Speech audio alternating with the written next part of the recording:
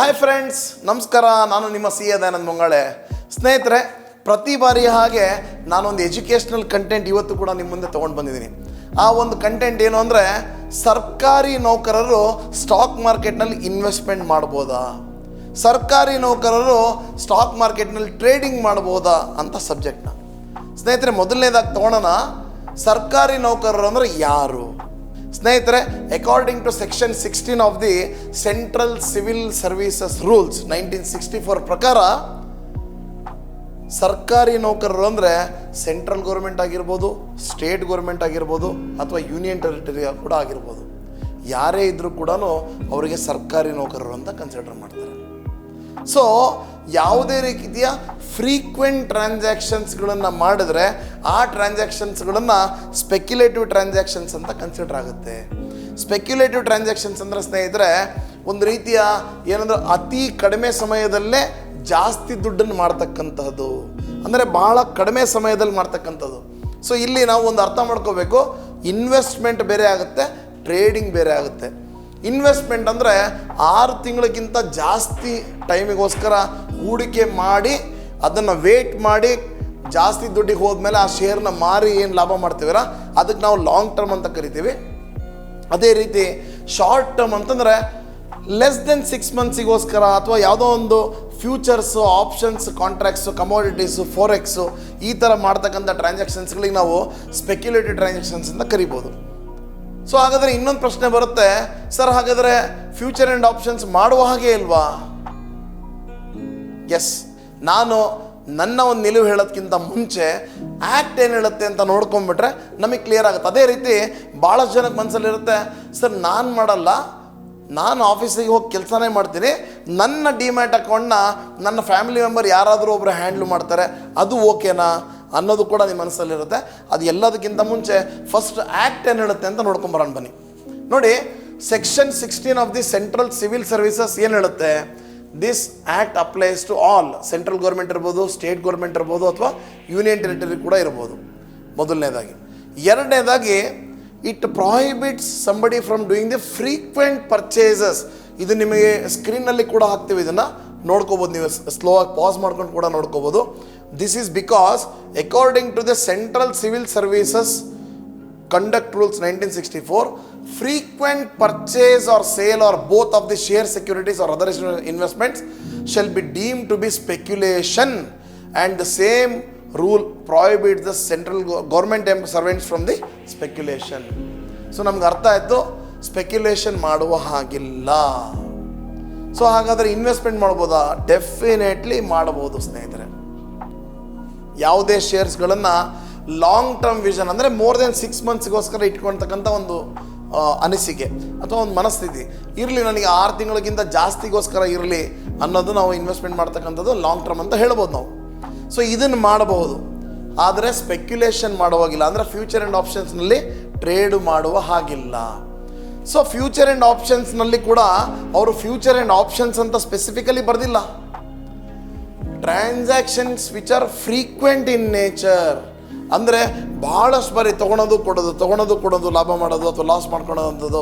ಇದೇನು ಅನಿಸುತ್ತೆ ಅಂದರೆ, ಸ್ಪೆಕ್ಯುಲೇಷನ್ ಎಲ್ಲಿರುತ್ತೋ ಅಲ್ಲಿ ಹೈ ರಿಸ್ಕ್ ಕೂಡ ಇರುತ್ತೆ. ಹೈ ರಿಸ್ಕ್ ಕೂಡ ಇದ್ದಲ್ಲಿ ಹೈ ರಿಟರ್ನ್ಸ್ ಕೂಡ ಇರ್ಬೋದು. ಹೈ ರಿಟರ್ನ್ಸ್ ಬಂದಲ್ಲಿ ತಮ್ಮ ಒಂದು ಕೆಲಸದ ಮೇಲೆ ಒಂದು ಅವರಿಗೆ ಲಕ್ಷಣ ಇರೋಲ್ಲ.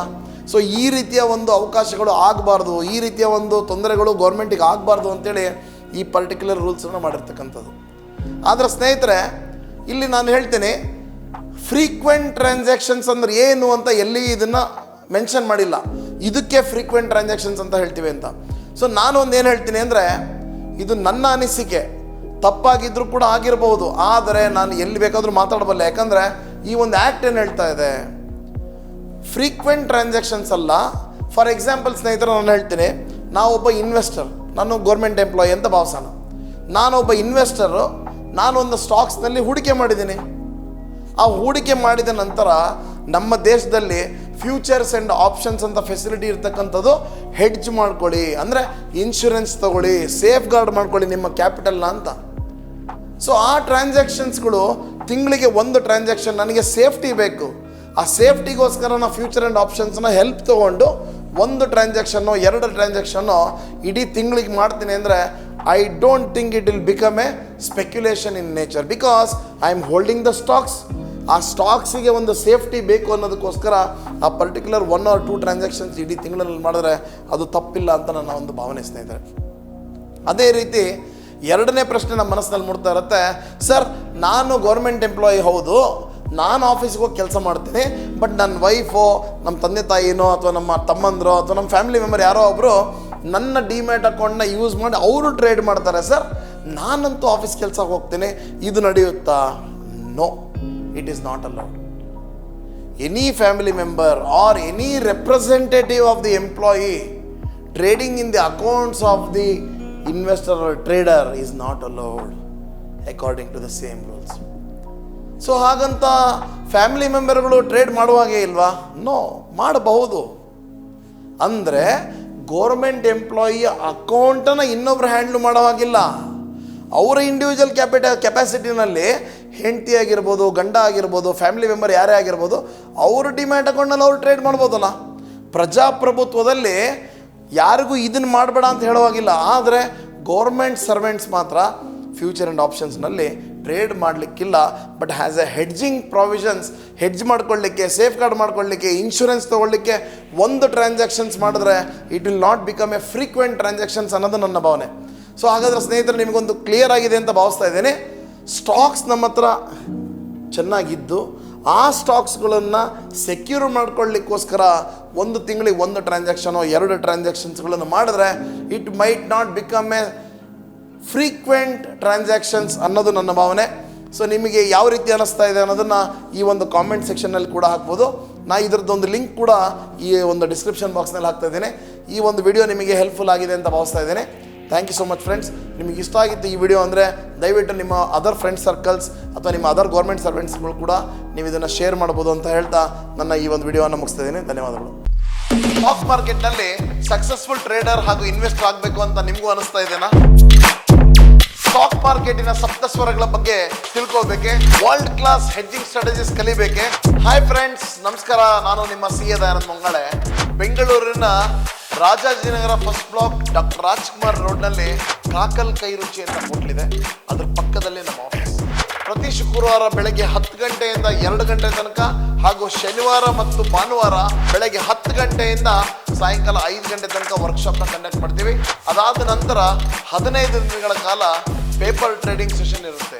ಯಾರಿಗೆ ಒಬ್ಬ ಸ್ಟಾಕ್ ಮಾರ್ಕೆಟ್ನಲ್ಲಿ ಸಕ್ಸಸ್ಫುಲ್ ಟ್ರೇಡರ್ ಅಥವಾ ಇನ್ವೆಸ್ಟರ್ ಆಗಬೇಕು ಅನ್ನೋ ಹಂಬಲ ಇದೆ, ಯಾರಿಗೆ ಸಪ್ತಸ್ವರಗಳನ್ನು ಕಲಿಬೇಕು ಸ್ಟಾಕ್ ಮಾರ್ಕೆಟ್ ಅಂತ ಇದೆ, ಅಥವಾ ಹೆಡ್ಜಿಂಗ್ ಕಲಿಬೇಕು ಅಂತ ಇದೆ, ಈ ಕೆಳಕಂಡ ನಂಬರ್ಗೆ ಕಾಲ್ ಮಾಡಿ ಹಾಗೂ ರಿಸರ್ವ್ ಮಾಡ್ಕೊಳ್ಳಿ. Thank you.